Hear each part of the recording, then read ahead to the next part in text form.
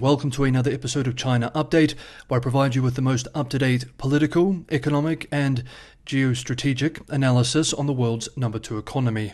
My name is Tony. Let's jump in. Happy Thursday, everybody. First up, we discuss updates to the US-China competition. This is often heavy content, so to begin, let's discuss a lighter and more positive development. Pandas. On Tuesday, 2 new giant pandas from China arrived at the Smithsonian National Zoo, nearly a year after the DC Zoo's exhibit was vacated. Local media reports that 2 trucks carrying the Baoli and Qingbao, both 3 years old, pulled into the zoo's entrance just before noon on Tuesday. Liu Pengyu, the spokesman for the Chinese embassy in Washington, said that with the new arrivals, quote, "We hope the arrival of the pandas will inject fresh impetus into exchanges between China and the US and help to stabilize the broader bilateral relationship as well." End quote. This exchange follows an international cooperation agreement signed in April for the protection of giant pandas, continuing a 20-year conservation relationship and beginning a new 10-year residency at the zoo. The China Wildlife Conservation Association, CWCA, said in a statement on its WeChat account on Monday. The panda program around the world was created with the stated goal of saving the endangered species. Zoos would pay up to $1.1 million a year per pair, which would help China preserve the panda's habitat. By following carefully crafted breeding recommendations, zoos would help improve the genetic diversity of the species. And someday, China would release the pandas into the wild. But a US-based New York Times investigation, based on more than 10,000 pages of documents, has found that the Chinese authorities and American zoos, quote, have put a rosy sheen on a program that has struggled and often failed to meet those objectives. The records, photographs and videos, many of them from the Smithsonian Institute archives, offer a detailed, unvarnished history of the program. They show that, from the beginning, zoos saw panda cubs as a pathway to visitors, prestige, and merchandise sales. End quote. In a separate report called China's Wild Panda Census is widely regarded as flawed, the same outlet, the New York Times, writes that American zoos point to a rise in the wild panda numbers, 1,864 at last count, as proof that the tens of millions of dollars they have spent on conservation have hit the mark. Quote, but that population number comes from a 2013 Chinese government tally that no one in the conservation world actually believes, including the zoos themselves. It is one of the world's signature conservation programs. We spent months investigating it and found that few pandas have been released and that individual pandas have been injured, burned, and even killed by aggressive artificial breeding. End quote. Next up for US-China updates. US technology giant Intel looks to have a very big China problem. Indeed, it could be looking at a death blow in the country. Yesterday, the powerful Cybersecurity Association of China, CSAC, issued a statement accusing Intel of having backdoors that the U.S. National Security Agency, NSA, can use. The statement explains, quote, it can be said that Intel has reaped enormous profits in China, yet this company continues to take actions that harm China's interests and threatens its national security. To please the US government, Intel has actively positioned itself against China on the so-called Xinjiang issue, demanding its suppliers not use any labor, products, or services from the Xinjiang region. In its financial reports, it even lists Taiwan province alongside China, the United States, and Singapore. It has also proactively cut off supplies and services to Chinese companies like Huawei and ZTE. This is typical of biting the hand that feeds you. End quote. This is bad news for Intel. As veteran China analyst Bill Bishop observes today, quote, CSAC would not have issued this statement without coordination with at least the Cyberspace Administration of China. So this is less a warning shot than an announcement that a cybersecurity risk assessment of Intel's products is imminent, and the relevant organs probably already know what the results are. Is this threat to Intel a sign the PRC side believes the updated October 7 semiconductor export controls are coming soon, and so is a message to Intel and other semiconductor firms to lobby harder to water them down, and to the US government that we can play hardball too? End quote. He then discusses a Ministry of State Security, China's counterintelligence and secret police agency, post from yesterday saying a foreign company was discovered conducting unauthorized geographic mapping operations within China, further observing, quote, "These are rumors, unconfirmed, that the foreign company is Mobileye, of which Intel owns a majority. If that is true, then this would be something much more coordinated against Intel. But again, it is just a rumor at this point." End quote.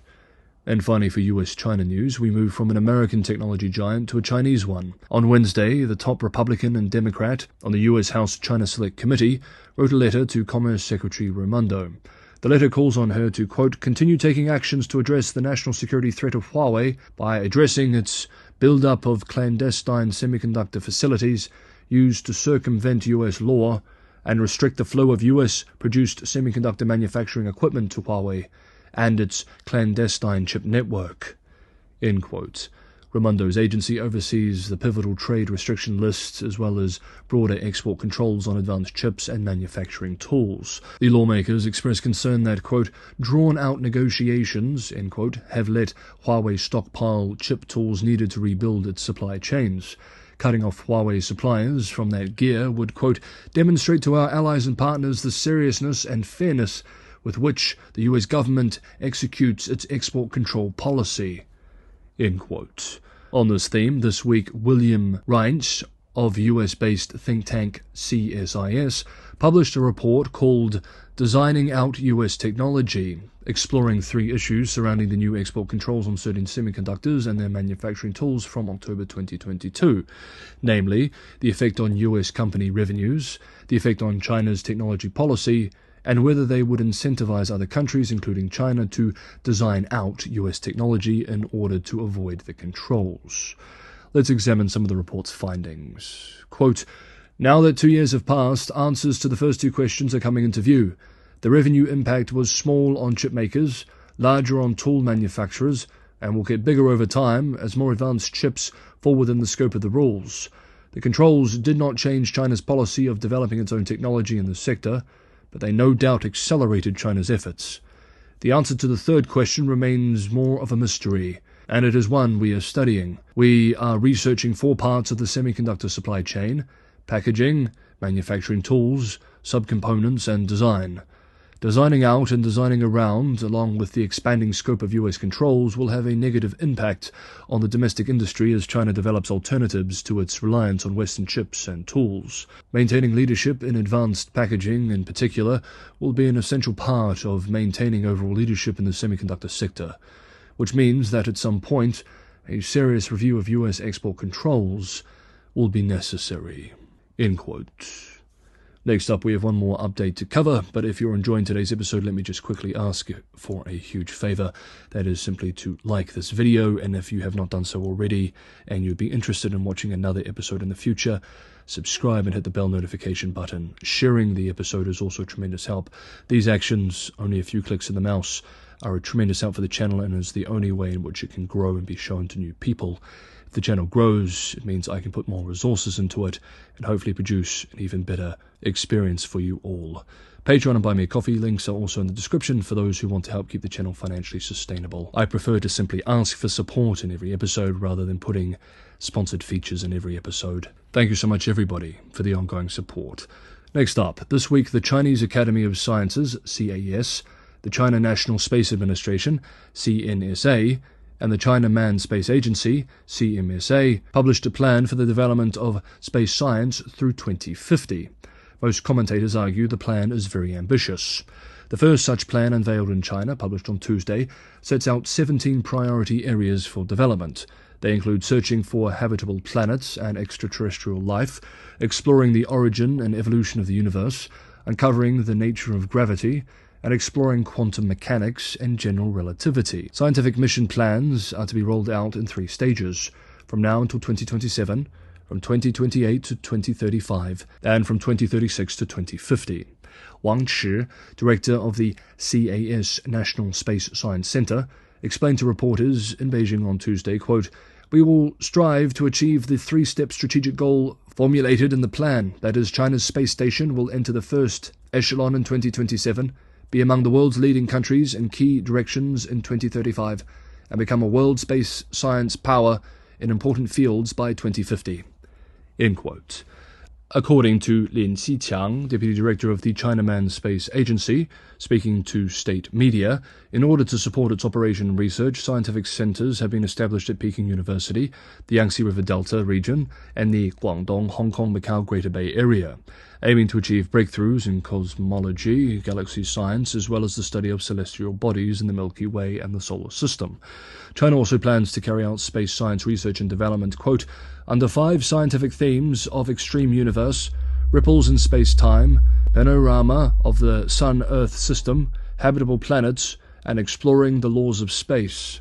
End quote. China is considering another inland site as it makes plans for a massive commercial spaceport, despite the advantages of its coastal facility on the southern island province of Hainan. According to the official Sichuan Daily newspaper, state-run, the new spaceport could be built in the southwestern province's Liangshan-Yi autonomous prefecture, in line with China's strategy of strengthening its so-called strategic hinterland. The strategy was adopted in July as a backup for aerospace and other strategic industries, as well as building up food and other resources, quote, to meet national strategic needs in extreme situations. End quote. As we have seen in the past, extreme situations is often a euphemism for a global war.